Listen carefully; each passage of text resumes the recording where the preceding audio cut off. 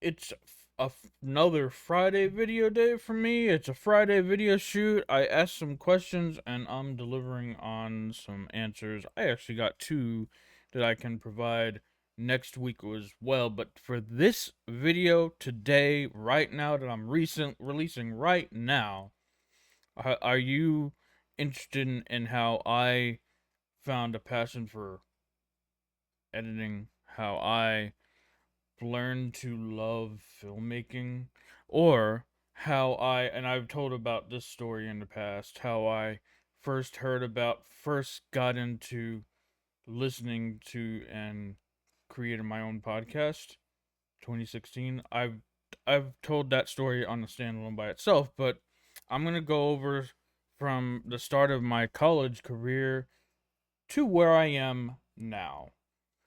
Starting right now, and it all began right before I got into this university located in Huntsville, Texas, the prison capital, not the capital, the prison capital of Texas. That's right, the Walls Unit Prison. Shout out Huntsville prison system. And that's where I started to learn everything I can. I got curious inside of the TV studio. I would later become get into the news directing, and I would shadow and follow, and every time they had a newscast, I would be in there. I would be obsessed, like you say, people get obsess over certain things. I would be obsessed, and I would later pick up on it and step into the role of news director.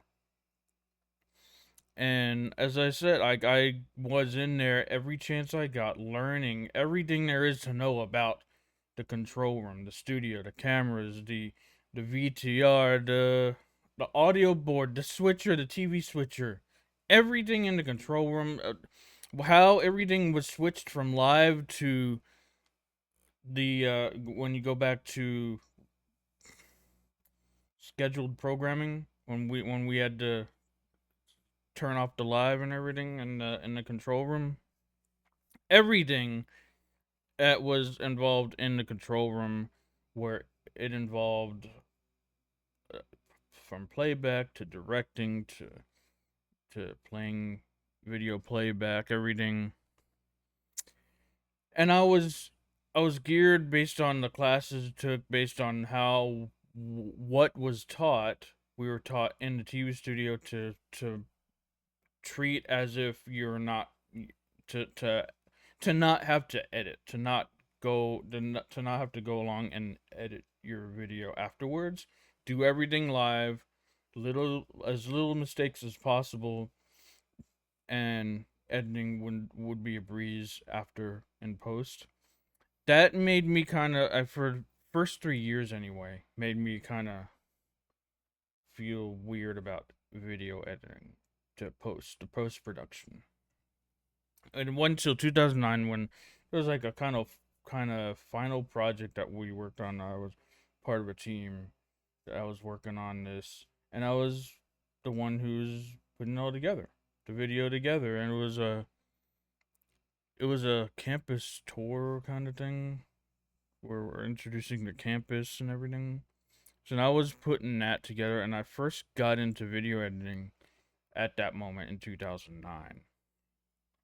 Next year, I graduated, 2010, and right out of college, a classmate reached out to me who's working at this location that I kind of knew, but I didn't know what exactly it was. And I got in. I went through all the context to get in with this. It was an internship, 2010, June 2010, and it was RSN, Regional Sports Network, Fox Sports Networks, FSN. It was known at the time of this storytelling, and this is just the back end for me. And I got in. I came into the office. All I knew was it was about doing sports and web. didn't know exactly what else it entailed. I would soon learn a lot of it. It involved a lot of editing, a lot of, and we got into live streaming, and we started live streaming manually before live streaming was popular. Before we were still having the Netflix. If you ever remember the mail in, mail back Netflix DVDs, those were still happening, and we were starting live streaming up. So that was happening, and it was the network that I'm still currently working with today. Gone through so many changes, 5 to be exact, 5 different, if you want to call them rebrands, launches, 5 different. I've seen so much stuff during my time there. I've seen so much stuff, so much. We gone through 5 networks to, it's completely different than what it was when I entered there. But I'm gonna step away from that, and I want to go into some kind of film, and how I knew what I like to do.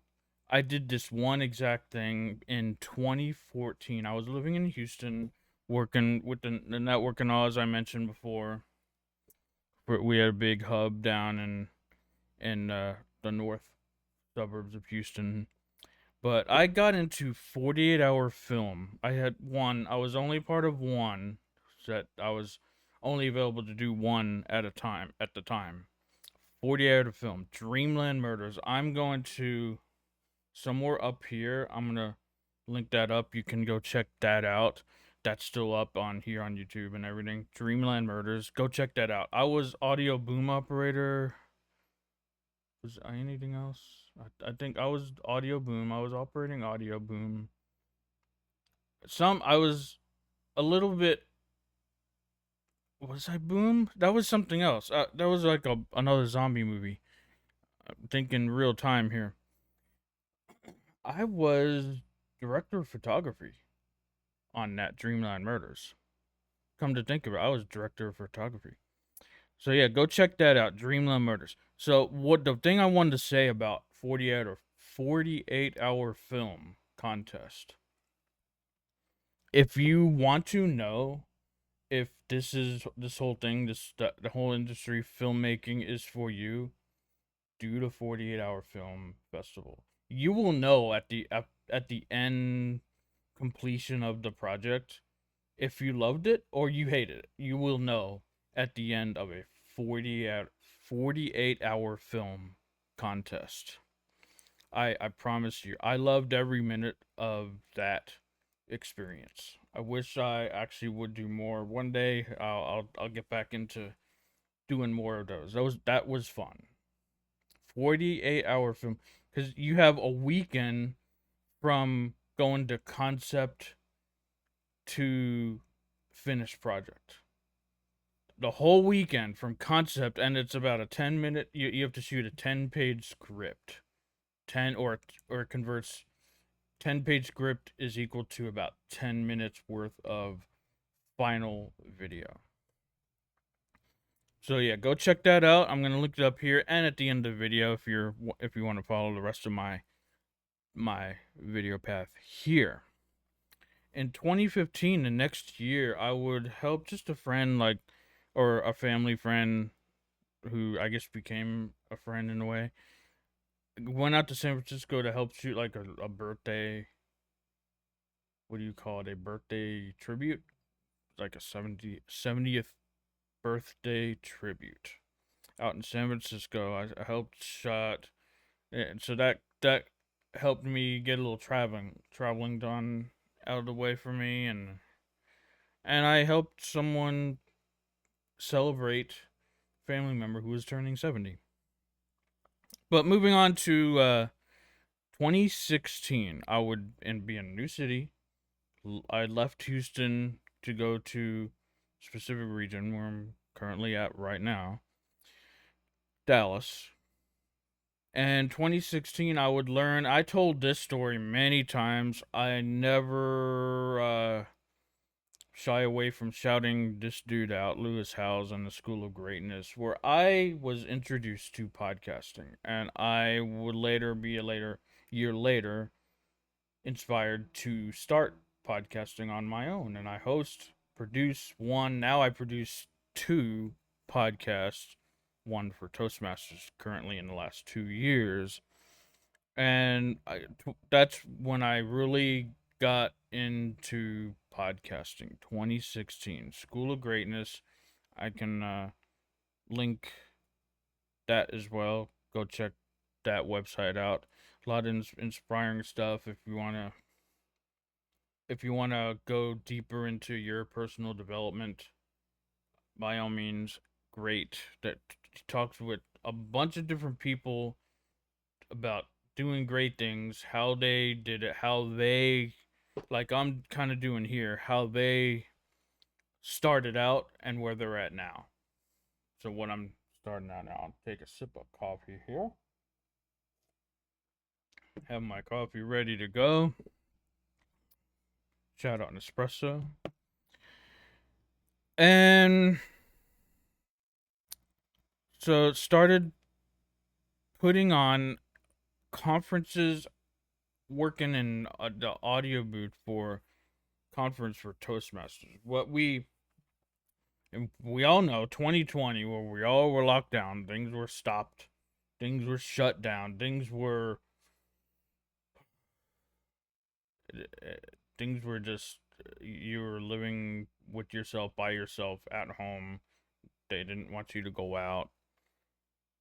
The next year came along, we started to slowly get back into person, get back in person, and they were looking for a way to make a virtual and in person conference, conclave, fall event, whatever you want to call that, for Toastmasters at district level.